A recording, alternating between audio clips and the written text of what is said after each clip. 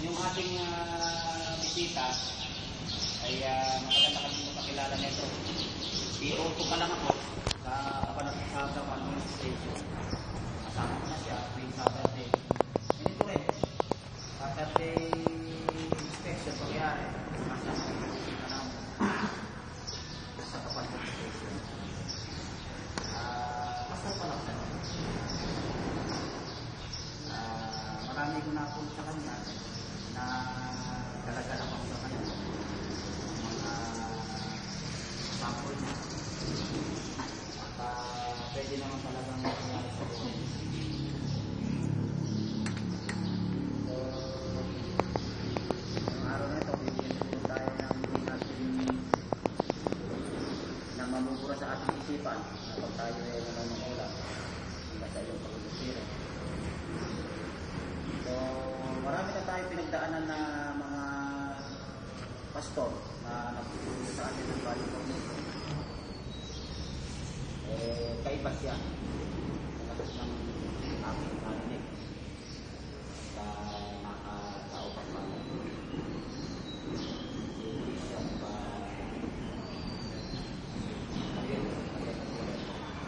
sa kanyang mga kasama niya. So, palakpakan.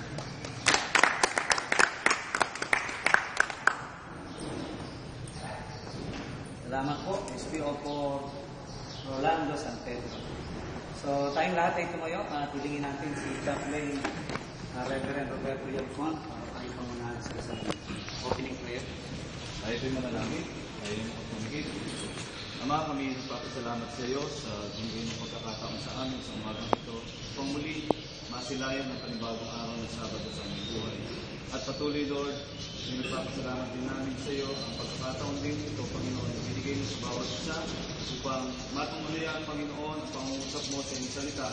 Pamagitan ng mga kapulisan na ito, Panginoon, na tunay na marating nila, Panginoon, ang pamantayan ng pagiging isang pulis na makadiyos, mga tao, mga bayan, at mga kalikasan, Panginoon.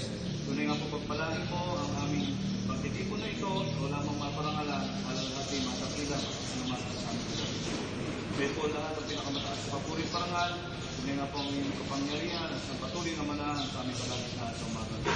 At dinideklara sa amin ang katagumpayan na nagmumula sa iyong salita, sa Nehemiah 2:20, ikaw naming Diyos na sa kalangitan, ang magkakaloob sa amin ang katagumpayan. Salamat po, ito po ang aming samot na langit.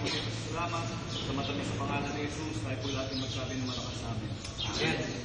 Napagin natin si Lord. Okay, tayo mga kausunan. Amen po. Praise the Lord. So, magpapasalamat kami sa Diyos sa oportunidad na muling pinagkaloob sa amin ng Panginoon at ng pamunuan ng PNP magmula sa Kamkrame. By the way, ang aming grupo ay legitimate partner na dahil nagkaroon ng tinatawag na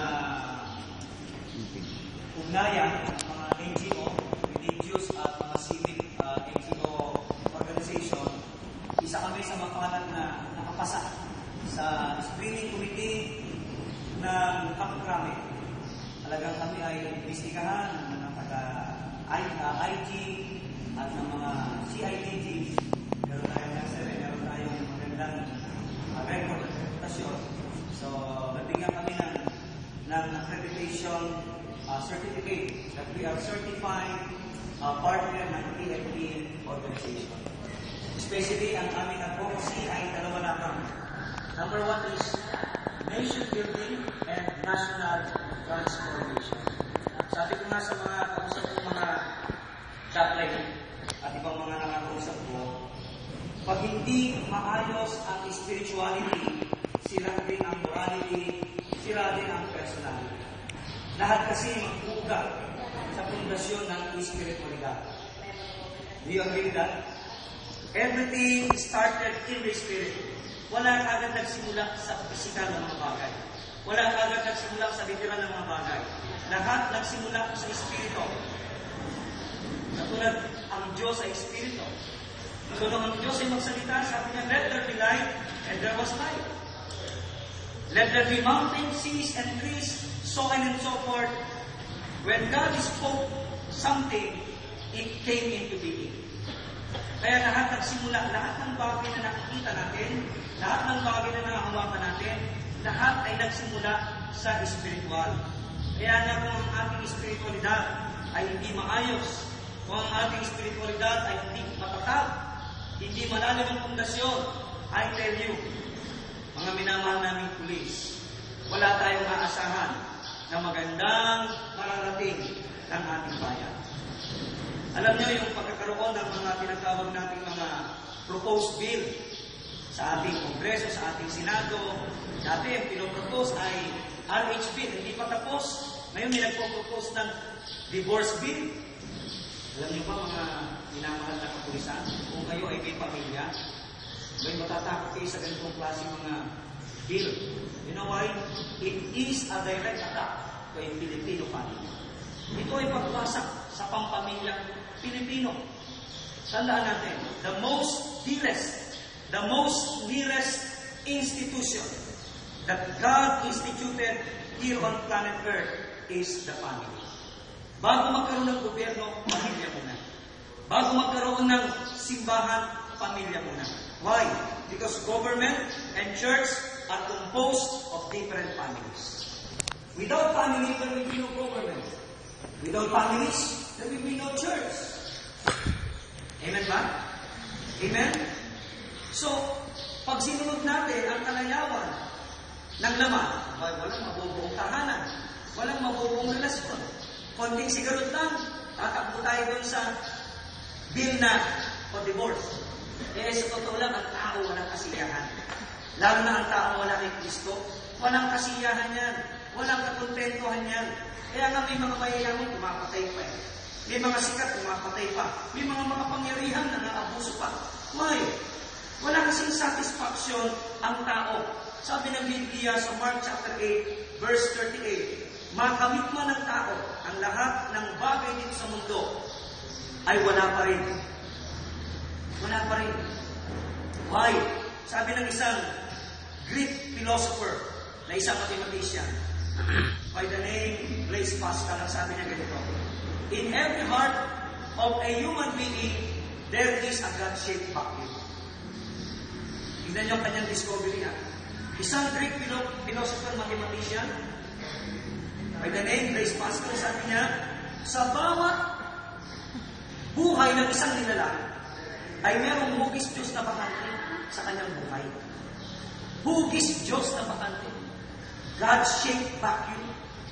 Kaya kahit anong bagay sa mundo ito, ang ipuno ng tao, sa kakulangan nito, sa kanyang pagkatao, hindi pa rin siya magkakaroon ng completeness, ng satisfaction.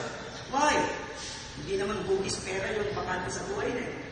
Hindi naman hugis bisyo, sigarilyo, alak, sugal, babae, droga. Ang bakante, hugis sa kanyang buhay. It is a God-shaped vacuum. Kaya kita niyo mga tao, kahit tagtarin mo ng bisyo, kulang pa rin. Nag-iimbento pa rin ang kasamaan sa kanilang mga buhay o pagkatao. Tama ko ba? Tama ko ba? Walang katapusan. Kahit ang tao, iligaw mo, ilibing mo sa pera, hindi pa rin masisiyahan niya. Mismo si Solomon, na pinakamatalinong tao na buhay sa mundo, sabi niya, I tried everything under the sun. Nasubukan niya na lahat ng bagay. Karunungan, kapangyarihan, kayamanan, kalayawan, alam niyo ang kanyang ending ng kanyang journey sa lahat ng kanyang mga adventure sa buhay.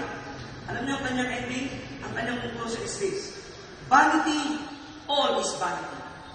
Walang kwenta ang lahat. Then ang kanyang final conclusion ay ito. Sabi niya, ang dapat gawin ng tao ay dalawa. Una, sabi doon, matakot siya sa Diyos at sundin niya ang kautusan ng Diyos. Ito ang buong katungkulan ng tao. Saan siya bumagsak? Diyos pa rin. Sabi mo nga sa tabi mong pulis, kailangan mo ang Diyos. Ang Diyos ay hindi pera. Ang Diyos ay hindi kalayawan. Kailangan natin ang Diyos. Sabi nga natin lahat, kailangan ko ang Diyos. Sabi natin lahat, kailangan ko ang Diyos. At napaka-importante niya sa katulad ng mga pulis. Napakahirap naman na meron tayong mga pulis na walang Diyos. Walang totoong Diyos. Walang buhay na Diyos sa kanilang mga pagkatao. napakahirap. Alam niyo kung bakit?